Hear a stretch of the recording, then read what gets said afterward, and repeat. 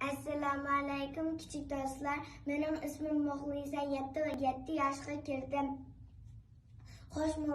Bugün sizlerge hoş mübarek Ramazan şiirisini aytib beraman. Hoş mübarek Ramazan ibadette husul köp, fazilette bay bolgan, mağfiret hem bereket, rahmetlerge tolgan.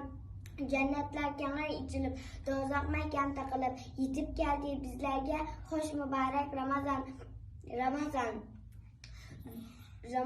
Zuhurlarda, iftarda, duaga kol sunulup, Rabbimizge yelinip, mağfiretler sorulup, teventilda kapır dualar okulup, dualar hem icabet, hoş mübarek Ramazan.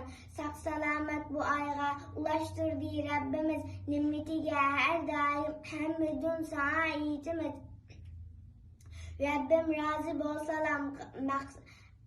razı bolsalam maksatlarga yetimiz.